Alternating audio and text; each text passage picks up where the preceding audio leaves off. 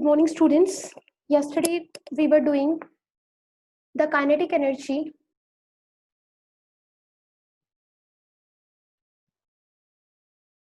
and we have derived the formula for kinetic energy, that is half mv square. This we have derived by the two methods. First आप लोगों ने देखा था कि हम लोगों ने एक कैलकुलस के मेथड से काइनेटिक एनर्जी को जो फॉर्मूला है हाफ mv स्क्वायर उसको प्रूव किया था. सेकंड आपके पास दूसरा मेथड था जिसमें हम लोगों ने सिंपली वर्क डन का जो फॉर्मूला है आपके पास फोर्स इनटू डिस्प्लेसमेंट, दो वेक्टर क्वांटिटीज है उनका डॉट प्रोडक्ट लेके हमने क्या किया था, जो आपके पास काइनेटिक एनर्जी है that is equal to half mv square, वो क्या किया था, प्रूव किया था. तो काइनेटिक एनर्जी के लिए दोनों ही formulas yesterday we have discovered and today we are just explain the result of the kinetic energy. The kinetic energy is given as kinetic energy that is equal to the work done. जो work done है that is a measure of kinetic energy. Work done को ही हमने किसके equate कर दिया था, kinetic energy के, और वो हमारे पास आया था हाफ mv स्क्वायर.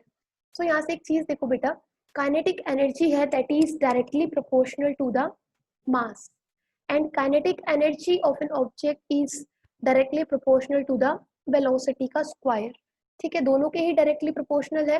तो अगर मास के डायरेक्टली प्रोपोर्शनल है इट मीन्स जो काइनेटिक एनर्जी होगी, अगर कोई ऑब्जेक्ट है और उसका जो मास है वो बहुत ज्यादा है, हैवियर मास का कोई ऑब्जेक्ट है, तो उस के केस में जो काइनेटिक एनर्जी होगी वो डायरेक्टली प्रोपोर्शनल है. एंड जो बॉडी है वो मूव कर रही है विथ अ फास्टर वेलोसिटी और फास्टर स्पीड, अगर वेलोसिटी भी ज्यादा है तो उस केस में काइनेटिक एनर्जी भी क्या होगी, ग्रेटर होगी. ठीक है, तो ये था कि डायरेक्टली प्रोपोर्शनल होने का मतलब कि मास भी ज्यादा है वेलोसिटी भी ज्यादा है, तो दोनों का ही इफेक्ट कैसा है काइनेटिक एनर्जी पे, डायरेक्ट इफेक्ट है. ठीक है, तो मास और वेलोसिटी में से भी कोई भी चीज अगर ज्यादा है, ठीक है, तो उस केस में काइनेटिक एनर्जी भी क्या होगी, ज्यादा होगी, ये आपको बताना था. अब आप लोगों को पता है कि एनर्जी की यूनिट तो क्या है, एनर्जी की यूनिट इज जूल. तो काइनेटिक एनर्जी की भी जो ऐसा यूनिट होगी वो क्या होगी, जूल होगी. ठीक है, सीजीएस में, सीजीएस के अंदर जो आपकी एनर्जी है, एनर्जी की यूनिट क्या थी, अर्ग्स थी. तो काइनेटिक एनर्जी की भी क्या होगी, अर्ग्स ही होगी. ठीक है, the meaning is kinetic energy की जो एसआई यूनिट और सीजीएस यूनिट रहेंगी वही आपकी काइनेटिक एनर्जी की एसआई में और सीजीएस में जो यूनिट्स होंगी वो क्या रहेंगी, सेम रहेंगी. अब कुछ न्यूमेरिकल्स करते हैं बिकॉज न्यूमेरिकल्स ज्यादा इंपॉर्टेंट है. फर्स्ट न्यूमेरिकल है वो क्या है, न्यूमेरिकल में लिख रही हूँ, आप सब लोग अपनी नोटबुक में नोट डाउन कर लीजिए और साथ साथ सोल्व कीजिए. Numerical is the linear momentum, please solve करें सब. The linear momentum of a body is increased by 10%. ठीक है, what is the percentage change in its kinetic energy? Question is clear. The linear momentum of a body is increased by 10%. What is the percentage change in its kinetic energy? Kinetic energy के अंदर क्या change होगा, क्या percentage का जो change होगा वो कितना परसेंट इसकी काइनेटिक एनर्जी चेंज करेगी, क्या चेंज हुआ है, लीनियर मोमेंटम. अब स्टूडेंट्स देखिए, लीनियर मोमेंटम को हम डिनोट करते हैं by the letter P and this is equal to mv. ठीक है, लीनियर मोमेंटम चेंज हुआ है दैट मीन्स पहले कुछ इनिशियल मोमेंटम रहा होगा, उस इनिशियल मोमेंटम को अगर हम m1 v1 लिख दें और चेंज होने के बाद जो मोमेंटम आया होगा उसको हम फाइनल मोमेंटम बोल सकते हैं and that is written as m2 v2, sorry mv1, mass तो आपका सेम रहेगा, सॉरी इट्स mv1 mv2. ठीक है, मास के अंदर कोई चेंज नहीं होगा. तो initial momentum is mv1, final momentum is mv2, कि चेंज होने के बाद जो मोमेंटम है वो उसको हमने कितना लिखा है, mv2. तो यहाँ से इसको मैं लिख सकती हूँ P1 इनिशियल मोमेंटम, इसको लिख सकती हूँ P2. तो linear momentum of A body is increased by 10%, कि पहले अगर 100% था तो 10% से क्या हो गया है, इंक्रीज हो गया है। तो जो P2 की वैल्यू है फाइनल मोमेंटम वो कितना हो गया है, उसको हम लिख सकते हैं 110 बाय 100 P1, कि P1 से जो पहले 100 था उससे अब 10% चेंज होके दैट मीन्स 110 रह गया है। ठीक है, क्लियर है। अब इस P2 को आप क्या लिख सकते हो, mv2 लिख सकते हो, इसको आप क्या लिख सकते हो 110 by 100 and this is mv1। Mass तो सेम है तो कैंसिल आउट हो जाएगा। यहाँ से आपके पास जो वेलोसिटी है v2 वो कितनी आ गई, 0 से 0 cancel out and this is 11 by 10 v1। ये सबको क्लियर है। अब एक चीज देखिए बेटा, आपको क्या निकालना है, आपको निकालना था कि वेलोसिटी के सॉरी आपकी जो एनर्जी है what is change in its kinetic energy, kinetic energy के अंदर जो चेंज होगा वो आपको निकालना है। तो देखिए E2 बाई E1 वो कितना होगा, E2 को आप क्या लिख सकते हो, हाफ एम V2 का स्क्वायर। ठीक है, जब वेलोसिटी चेंज हो गई है, मोमेंटम चेंज हो गया है, क्योंकि इनिशियल मोमेंटम था mv1 तो वेलोसिटी कितनी थी v1। जब मोमेंटम के अंदर चेंज हुआ उस केस में मोमेंटम इंक्रीज कर गया है तो उस केस में वेलोसिटी क्या हो गई है v2। तो v2 से जो एनर्जी होगी वो कितनी होगी, हाफ एम v2 का स्क्वायर होगी। E1 को क्या लिख सकते हो, हाफ एम v1 का स्क्वायर लिख सकते हो, हाफ से हाफ कैंसिल हो जाएगा, m1 से सॉरी m से m कैंसिल हो जाएगा and you will left with v2 by v1 का होल स्क्वायर, यही आएगा। और ये आपके पास है यहाँ से, अगर आप इस v1 को v2 के डिनोमिनेटर में ले लेते हो तो you will get v2 by v1 and this is equal to 11 by 10। इसी वैल्यू को उठा के यहाँ पे रख दीजिए, आपके पास आ जाएगा, ये है E2 by E1, E2 by E1 and this is equal to V2 by V1 का होल स्क्वायर। तो 11 by 10 and its whole square you will get 121 by 100। ठीक है, आपको क्या निकालना है, what is the percentage change in its kinetic energy. तो percentage change को आप कैसे लिखोगे, परसेंटेज चेंज को लिखोगे कि final value minus initial value divided by initial value, ऐसा ही तो करते हो। अब देखो, अब यहाँ से क्लियरली देख रहे हो जो E2 है वो कितनी आ गई है 121, और जो इनिशियल एनर्जी थी दैट मींस E1 वो कितनी है 100 है।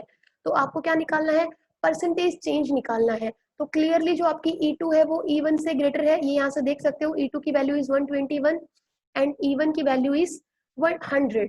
तो आपको परसेंटेज चेंज निकालना है, तो परसेंटेज चेंज क्या होगा, यहाँ से परसेंटेज चेंज होगा E2 minus E1 over E2 और परसेंटेज है तो मल्टीप्लाइड बाय 100। तो ये सिंपली क्या आ जाएगा 121 माइनस 100 डिवाइडेड बाय 100 इंटू 100। ठीक है, ये आपके पास 100 से 100 कैंसिल आउट हो जाएगा and you will gate 21% change in its kinetic energy. I hope this question is clear. बेटा मैसेज में रिप्लाई कर दे अगर किसी को नहीं समझ आ रहा है तो। क्लियर है, आगे चलें। Any doubt to any student? Okay, next question numerical है, इसी के अंदर न्यूमेरिकल करेंगे हम। न्यूमेरिकल्स पे मैं बोल रही हूँ ज्यादा फोकस करेंगे, आप लोग भी न्यूमेरिकल्स पे ज्यादा फोकस करोगे। ठीक है, फिजिक्स के अंदर आप लोगों को न्यूमेरिकल्स के साथ डील करना ही होगा। Second question is a body of mass, थोड़ा सा फास्ट जा रही हूँ। A body of mass 5 kg initially at rest, ठीक है, is subjected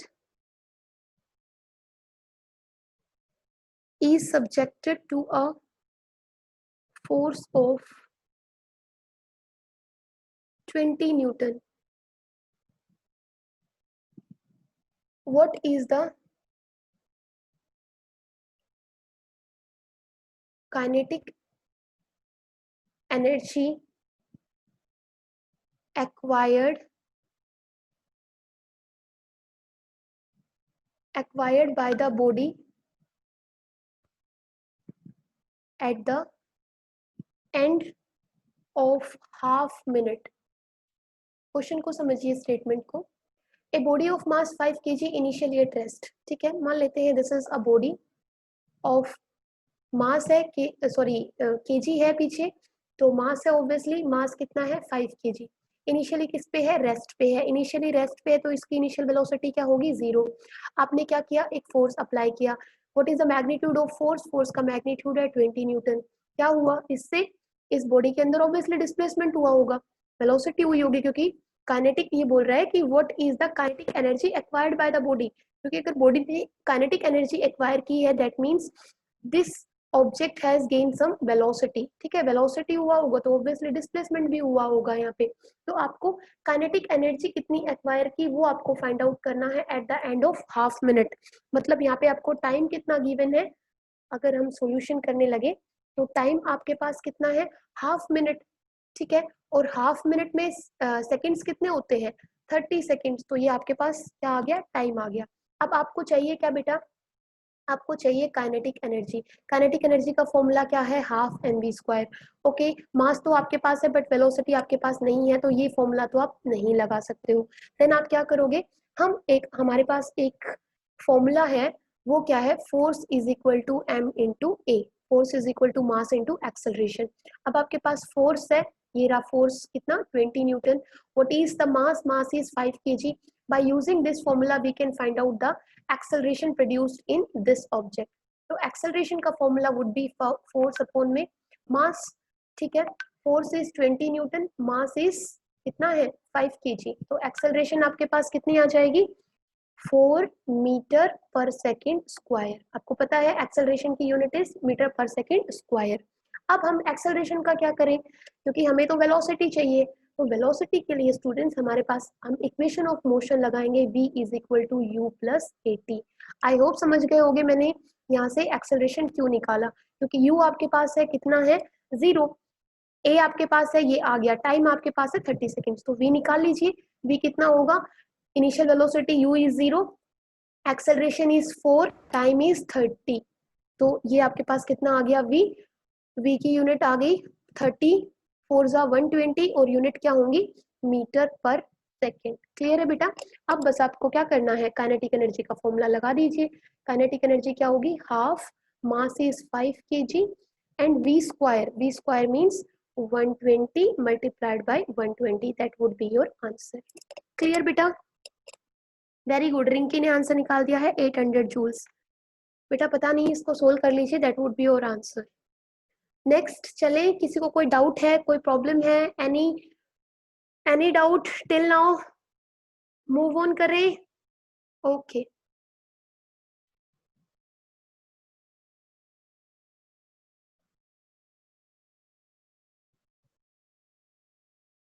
नेक्स्ट है आपके पास, बेटा हमें कुछ रिलेशंस पढ़ने हैं यहाँ से, रिलेशंस बिटवीन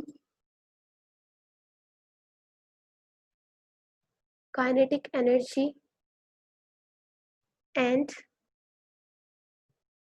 लीनियर मोमेंटम। ठीक है, ये प्लीज आप बहुत अच्छे से पढ़े, क्योंकि इसके ऊपर क्वेश्चन आ जाता है।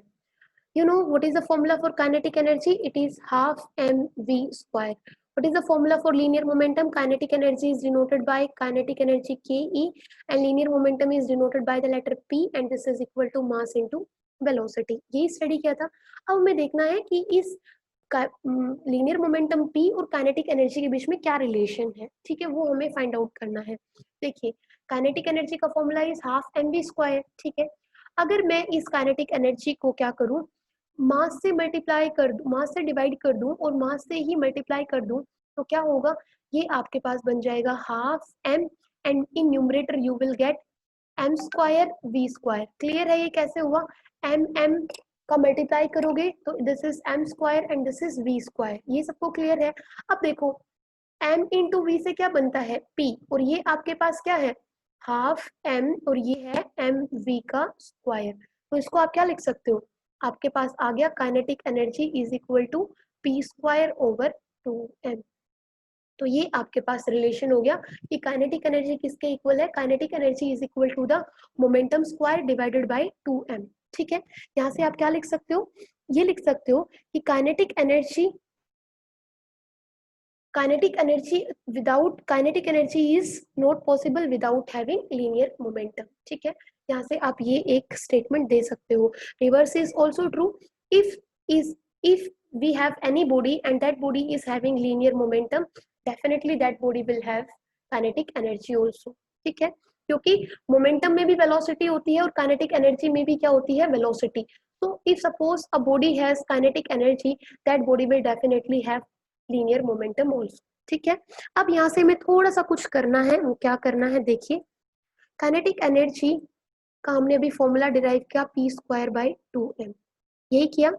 अब यहाँ से देखिए काइनेटिक एनर्जी अगर हम क्या करें, मोमेंटम को कांस्टेंट रख ले, p इज कांस्टेंट, मतलब आपने मोमेंटम को क्या रखा, कांस्टेंट रख दिया है, तो उस केस में काइनेटिक एनर्जी का और मास का क्या रिलेशन हो जाएगा, यहाँ से देखिए kinetic energy is inversely proportional to मास।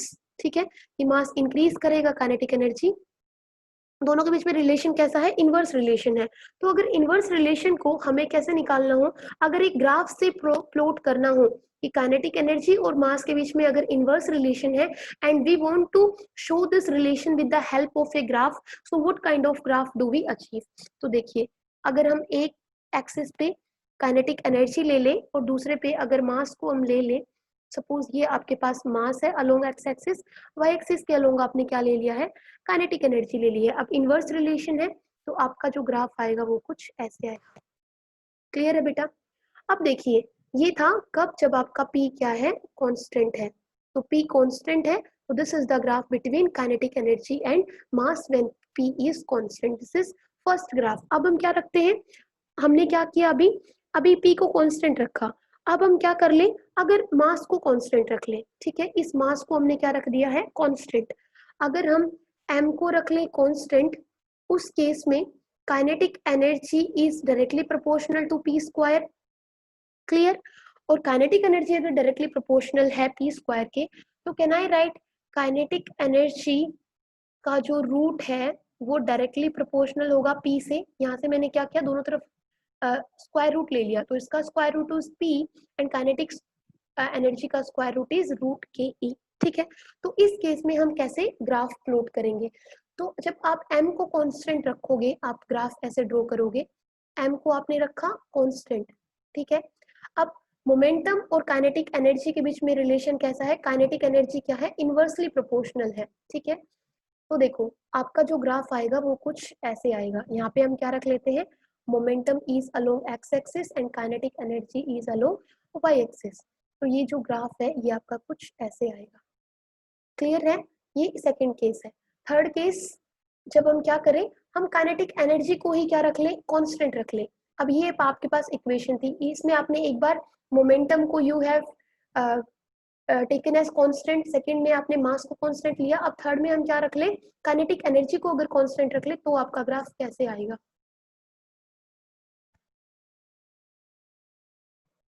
समझ आ रहा है सबको, कोई डाउट तो नहीं है, प्लीज बीच में कुछ कुछ पूछते रहा कीजिए, क्लास बोरिंग नहीं होनी चाहिए। इन दिस केस अब हम क्या रख रहे हैं, काइनेटिक एनर्जी को क्या रख रहे हैं, constant.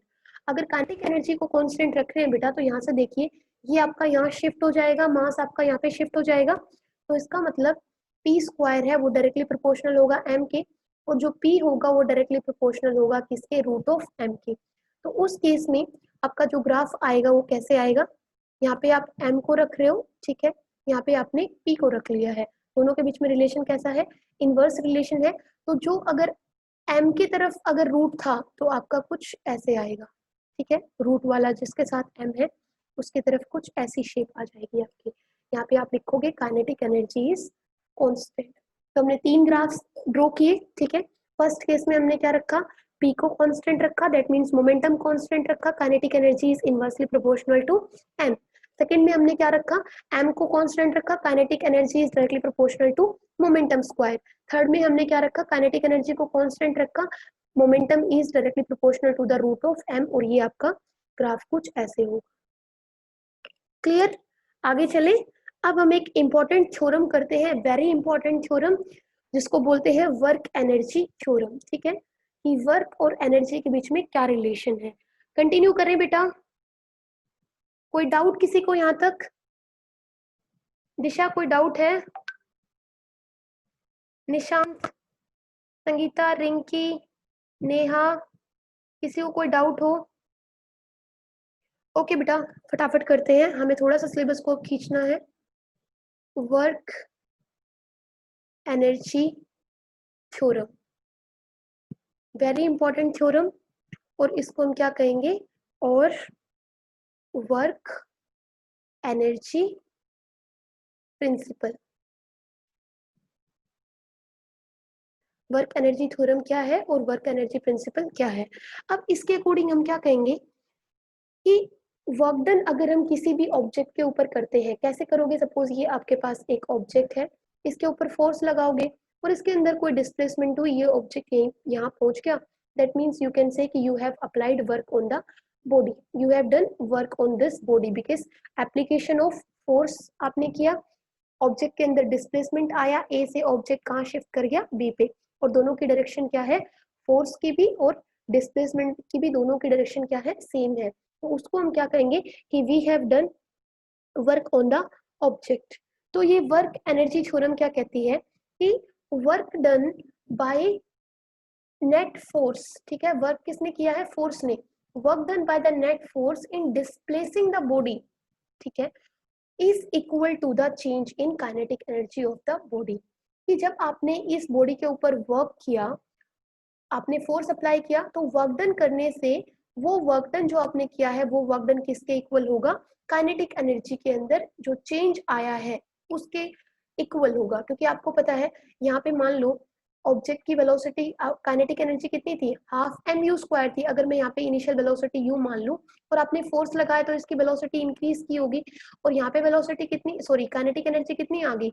Half m v square. तो यहाँ पे ऑब्वियसली काइनेटिक एनर्जी कुछ अलग रही होगी और यहाँ पे अलग रही होगी, और इन दोनों का अगर हम क्या ले ले? डिफरेंस ले ले, तो वही डिफरेंस आपके किसके इक्वल होगा? Work done on the body. तो I am writing in words so that you can understand clearly. According to this principle, work done on an object by net force in displacing a body is equal to the, अभी जिन्होंने join किया है वो please अपना नाम लिखें। अक्षिला धनखड़ दिखा रहा है यहाँ पे, अपना नाम लिखे बेटा चैट में, अदरवाइज आपकी जो एब्सेंट मार्क हो जाएगी। Is equal to the change in kinetic energy of the body. Akshila Dhankhar, आप न्यू स्टूडेंट हो बेटा? ओके, देखिए बेटा, बेटा हम वर्क एनर्जी थ्योरम कर रहे हैं और वर्क एनर्जी प्रिंसिपल कर रहे हैं। अब ये वर्क एनर्जी थ्योरम क्या कहती है कि work done on an object, ये आप वर्क डन ही कर रहे हो किसी ऑब्जेक्ट के ऊपर, क्या कर रहे हो? क्योंकि वर्क डन का फॉर्मूला होता है फोर्स इनटू डिस्प्लेसमेंट। आपने फोर्स लगाया, डिस्प्लेसमेंट हुई, that means you have applied work on this object, you have done some work. तो work done on an object by net force in displacing a body is equal to the change in kinetic energy. मतलब अगर मैं यहाँ पे अगर words में और लिख दूं तो ये होगा work done on a body, वो वर्क डन किसके इक्वल होगा? Change in kinetic energy. और चेंज इन काइनेटिक एनर्जी का मतलब क्या है? दिस इज, बॉडी अगर यहाँ पहुंच गई है तो इसको हम बोल सकते हैं फाइनल काइनेटिक एनर्जी, और ये आपके पास क्या रहेगी? Minus initial kinetic energy.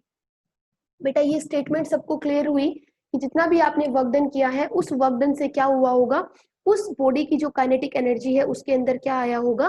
Change आया होगा। और उस चेंज को आप कैसे लिख सकते हो? Final kinetic energy minus initial kinetic energy. ये सबको क्लियर है, और इसी को अब हम क्या करेंगे? हम एक डेरिवेशन के थ्रू प्रूव करेंगे। न्यू स्टूडेंट अक्षिला, बेटा ये आपको क्लियर है ये जो मैंने स्टेटमेंट लिखी है कि वर्क एनर्जी थ्योरम क्या है? वर्क से एनर्जी, जो आपका वर्क है वो अल्टीमेटली किस में चेंज हो रहा है? एनर्जी में ही चेंज हो रहा है। जो आपने वर्क किया किसी ऑब्जेक्ट पे उसकी एनर्जी क्या हो गई है? काइनेटिक एनर्जी बढ़ गई है एक तरह से, क्योंकि यहाँ पे इनिशियल वेलोसिटी वी यू थी, यहाँ पे आपने इसको इसके ऊपर फोर्स लगाया तो इस ऑब्जेक्ट के अंदर डिस्प्लेसमेंट हुई, और अब इसकी काइनेटिक एनर्जी कितनी है? Half m v square. तो उसके वर्क डन करने से क्या हो गया है? काइनेटिक एनर्जी के अंदर चेंज आ गया है। अब इसके लिए हम डेरिवेशन करते हैं। क्लियर है? किसी को भी अगर प्रॉब्लम हो कहीं भी किसी भी पॉइंट पे प्लीज बता दें। अब हम क्या करेंगे, वर्क एनर्जी थ्योरम को प्रूव करने के लिए हम क्या करते हैं, मोशन एक कंसिडर कर लेते हैं कि कोई ऑब्जेक्ट है वो मोशन के अंदर है और उसका मोशन किस में है, वन डायमेंशन के अंदर। तो इसको प्रूव करने के लिए let us suppose m is the mass of the object और मास ऑफ ए बॉडी। ठीक है, मान लेते हैं u क्या है, उसकी इनिशियल वेलोसिटी। अभी मैंने बताया था आपको u is initial velocity of the body. आपने क्या किया, उसके ऊपर फोर्स अप्लाई किया था, तो F इज फोर्स अप्लाइड। यही क्या था ना आपने, ये एक ऑब्जेक्ट है, ठीक है, इस ऑब्जेक्ट का मास m रखा, इसके ऊपर फोर्स अप्लाई किया F, और इसकी इनिशियल वेलोसिटी कितनी थी, u। अब नेक्स्ट वो क्या बोल रहा है कि आपने फोर्स भी अप्लाई किया और इसके अंदर क्या हुआ होगा, कुछ डिस्प्लेसमेंट आई होगी। मान लो ये ऑब्जेक्ट यहाँ से यहाँ पहुंच गया, ठीक है। अब अगर यहाँ से यहाँ ऑब्जेक्ट डिस्प्लेस हुआ है तो ऑब्जेक्ट के अंदर एक्सेलरेशन भी क्रिएट हुई होगी। तो ए इज एक्सेलरेशन, इसको मैं शॉर्ट फॉर्म में लिख रही हूँ, acceleration produced in the body. Clear बेटा? अब यहाँ अगर आपका ऑब्जेक्ट पहुंच गया है तो इसकी वेलोसिटी यहाँ पे क्या है, फाइनल वेलोसिटी v। तो v क्या है, v आप लिख सकते हो final velocity after t seconds. T seconds क्यों बोल रहे हैं, यहाँ पे टाइम कुछ और होगा, यहाँ पे टाइम कुछ और होगा, तो कितने सेकेंड्स बाद है, मान लेते हैं टी सेकेंड्स बाद। वो टी की वैल्यू कुछ भी हो सकती है। क्लियर? अब देखो हम क्या करेंगे, जब आपने इस ऑब्जेक्ट के ऊपर फोर्स लगाया और डिस्प्लेसमेंट हुई, ठीक है, तो उस केस में कैन आई से कि इस ऑब्जेक्ट पे वर्क डन हुआ। तो शुरू में मैं बोलूंगी कि ये ऑब्जेक्ट फाइनली यहाँ ना पहुंच के, सपोज ये यहाँ पहुंच गया, मतलब स्मॉल डिस्प्लेसमेंट हुई ds। अगर कंप्लीट डिस्प्लेसमेंट s है तो स्मॉल डिस्प्लेसमेंट को हम ds से डिनोट कर सकते हैं। तो मान लेते हैं हमने small amount of work done किया, small amount of work done हुआ इस ऑब्जेक्ट के ऊपर, ठीक है, और वो small amount of work done से क्या हुआ, स्मॉल डिस्प्लेसमेंट क्रिएट हुई, मतलब ये ऑब्जेक्ट थोड़े से डिस्टेंस से आगे की तरफ मूव कर गया, और यहाँ पे फोर्स और डिस्प्लेसमेंट दोनों की डायरेक्शन क्या है, सेम। तो इसका मतलब यहाँ पे वर्क डन भी हुआ होगा, क्योंकि वर्क डन का मतलब क्या होता है, फोर्स और डिस्प्लेसमेंट का डॉट प्रोडक्ट। तो यहाँ पे complete amount of work done नहीं, क्या small amount of work done. अब सबको ये क्लियर है, डी डब्ल्यू क्या है, D W is small amount of work done. ये किसके इक्वल होगा, ये इक्वल होगा स्टूडेंट्स एफ डी एस के इक्वल। ये मैंने बता दिया था एफ डी एस कैसे आएगा, जब डॉट प्रोडक्ट को ओपन करोगे तो ये क्या आएगा, F D S cos of theta, और दोनों की डायरेक्शन सेम है। मान लो दोनों ही एक्स एक्सिस के अलोंग है, तो दोनों के बीच में एंगल कितना हो जाएगा, 0। तो this is F D S cos 0 degree, और कोस 0 की वैल्यू कितनी होती है, 1। तो ये सिंपली आ जाएगा एफ डी एस। क्लियर है? तो आपके पास ये फॉर्मूला आ गया। यहाँ तक किसी को भी कोई प्रॉब्लम हो तो बोले, अदरवाइज आगे चले। अभी हमने देखा कि फोर्स इज इक्वल टू, एक दूसरा फॉर्मूला था, force is equal to mass into acceleration, ये सबको पता है। अब अगर इस फोर्स की वैल्यू यहाँ से उठा के हम डी डब्ल्यू में पुट कर दे तो हमारे पास क्या आ जाएगा, डी डब्ल्यू हमारे पास आ जाएगा, एफ की वैल्यू क्या है, एफ की value is, D W is F D S. तो यहाँ से हम क्या लिख सकते हैं, इसकी वैल्यू पुट कर दीजिए, m इंटू ए और साथ में क्या है ds। m is mass, a is acceleration and d is displacement. Students ध्यान से देखिए, क्या मैं एक्सेलरेशन का मतलब क्या होता है, rate of change of velocity. तो क्या मैं इसको लिख सकती हूँ dv by dt, dv is change in velocity, rate of change of velocity. तो इसको आप एक्सेलरेशन को क्या लिख सकते हो, dv बाई dt। जैसे आपने कल क्या लिखा था, डिस्प्लेसमेंट को लिखा था, डिस्प्लेसमेंट नहीं वेलोसिटी को लिखा था क्या, ds by dt, rate of change of displacement. ऐसे ही एक्सेलरेशन को क्या लिख दोगे, dv बाई dt। तो इस एक्सेलरेशन की वैल्यू यहाँ से चेंज कर दो, तो ये क्या आ जाएगा, m dv बाई dt, और साथ में क्या है ds। ये स्टेप कैसे आया, अगर किसी को कोई प्रॉब्लम है तो प्लीज यही पूछ ले मुझसे, बाद में ये मत कहना क्योंकि पता नहीं टाइम कम है, रिवीजन हो पाएगा नहीं हो पाएगा, I am not sure.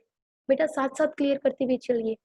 D W क्या होगा आपके पास, डी डब्ल्यू आपके पास हो जाएगा, देखिए अब हमें थोड़ा सा इस इक्वेशन को रीअरेंज करना है। कल भी क्या था, रीअरेंज, हाँ बेटा कर सकते हो थर्ड इक्वेशन ऑफ मोशन से। थर्ड इक्वेशन ऑफ मोशन से अरेंज कर सकते हैं, लेकिन बेटा सारे बच्चे क्या कर रहे हैं ना निशांत, बुक को फॉलो कर रहे हैं, ठीक है। तो बुक में जो है वो अगर हम करें तो ज्यादा अच्छा होगा, अदरवाइज आप कंफ्यूज हो जाओगे। मैं तो आपको इसको बहुत अच्छे और मेथड से भी करा सकती हूँ, बट सारे बच्चे प्रदीप को फॉलो करेंगे, जब हम यहाँ पे वो करेंगे और उनको बुक में नहीं मिलेगा तो फिर वो पजल्ड हो जाएंगे, ये क्या हुआ, ठीक है। अब देखिए हम क्या करें इसके लिए, DW, ठीक है निशांत आप सही बोल रहे हो, नो प्रॉब्लम। यहाँ से हम क्या करेंगे, इसको रीअरेंज कर लेंगे, रीअरेंज करेंगे तो क्या होगा, इसको ds/dt लिख लेंगे और dv को ब्रैकेट से बाहर लिख लेंगे, तो it would become m ds/dt and ये dv। इस स्टेप में किसी को कोई प्रॉब्लम है? Yes anybody? निशांत क्लियर है, ये स्टेप क्लियर है, दिशा क्लियर है? m ds/dt को क्या लिख सकते हो, rate of change of displacement, rate of change of displacement को यू कैन राइट वेलोसिटी, तो यहाँ पे हम लिख देंगे इसको वेलोसिटी और साथ में क्या है dv and this is small amount of work done. यहाँ तक क्लियर बेटा? यहाँ तक किसी को कोई डाउट? अब बस हम क्या करेंगे, total amount of work done निकालने के लिए हम क्या कर देंगे, दोनों तरफ इंटीग्रेशन कर देंगे। तो एक लाइन लिख लेते हैं, total amount of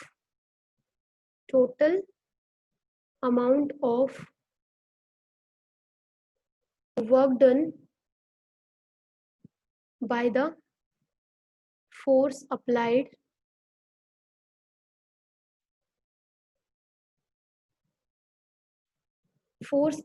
on the body, वो कितना होगा, दोनों तरफ हम क्या कर देंगे, इंटीग्रेशन कर देंगे, dw का भी और इंटीग्रेशन कर देंगे mv dv का भी, ठीक है।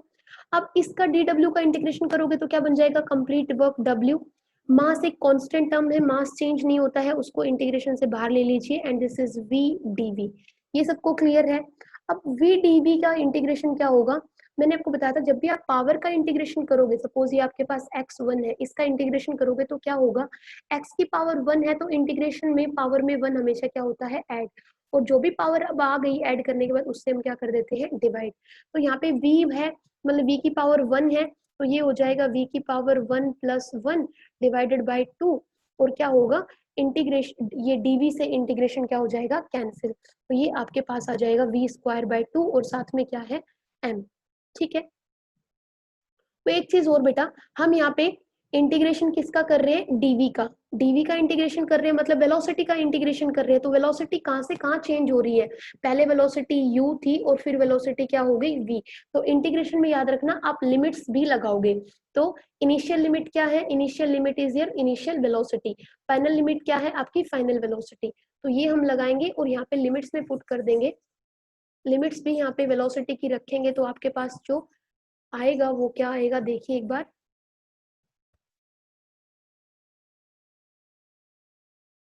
देखिए वर्क डन क्या आएगा, ये आपके पास आ गया v²/2 और लिमिट्स क्या है u से v, v is upper limit, u is lower limit, और बाहर आपके पास क्या है मास, तो ये आ जाएगा m इंटू, एक बार v की जगह क्या रखेंगे, v ही रखेंगे, तो ये आपके पास आ जाएगा हाफ है बाहर, इस हाफ को बाहर ले लीजिए ब्रैकेट से, ये आ जाएगा v², फिर v की जगह एक बार क्या रखेंगे, lower limit that means u, तो माइनस, अब आपके पास फॉर्मूला होता है upper limit minus lower limit, तो v की जगह अगर u रखेंगे और v का क्या है स्क्वायर, तो ये भी क्या हो जाएगा स्क्वायर, तो ये आपके पास क्या बन जाएगा, half m v² minus half m u² and this is equal to work done. Clear है ये सबको? किसी को डाउट है तो बोलिए बेटा, नहीं तो आगे चले। बस अब हमारी इक्वेशन कंप्लीट हो ही गई है, हमें करना क्या था, यही प्रूव करना था कि work done on an object is equal to the change in its kinetic energy, यही तो प्रिंसिपल था। अब इसको आप क्या लिख सकते हो, इसको आप लिख सकते हो फाइनल काइनेटिक एनर्जी, लिख सकते हो क्योंकि यहाँ पे फाइनल वेलोसिटी है, तो इसको you can write final kinetic energy.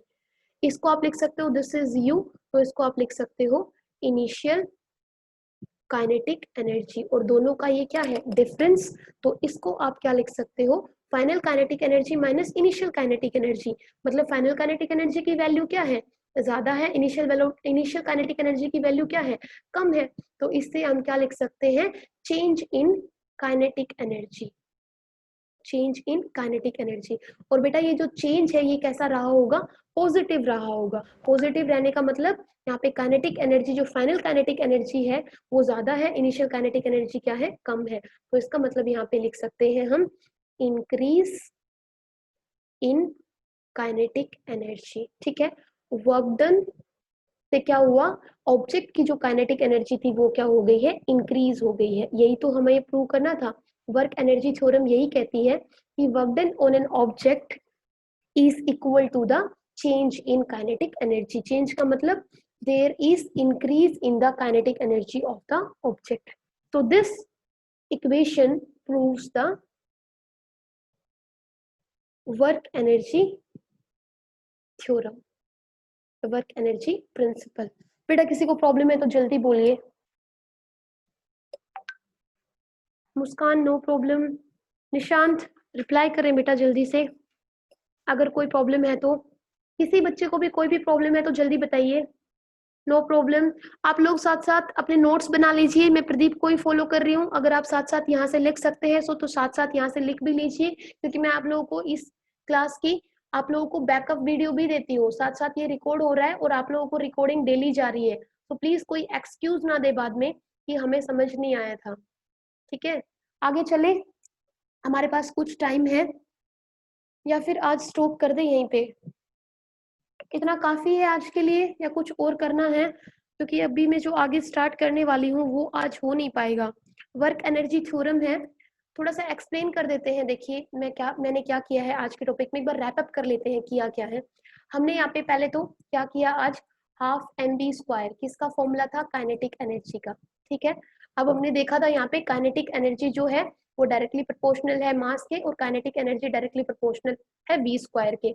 इन दोनों में से किसी को भी अगर चेंज होगा तो उसका डायरेक्ट इफेक्ट किसके ऊपर होगा, काइनेटिक एनर्जी पे। ओके, ये हमने किया था। फिर हमने kinetic energy and linear momentum के बीच में एक रिलेशन किया, उससे हमने देखा कि kinetic energy is equal to P square by 2m। ये रिवाइज करा रही हूँ आपको फटाफट। यहाँ से हमने देखा कि 3 ग्राफ हमने प्लॉट किए, एक बार p को कांस्टेंट रखा, ठीक है, एक बार m को आपने कांस्टेंट रखा, और एक बार काइनेटिक एनर्जी को कांस्टेंट रखा, और तीनों ग्राफ हमने स्टडी किए। क्लियर। फिर हम आए किसके ऊपर, वर्क एनर्जी थ्योरम के ऊपर। वर्क एनर्जी थ्योरम क्या कहती है, work done on a body is equal to the change in its kinetic energy. ठीक है, ये हो गया आपका रिवीजन।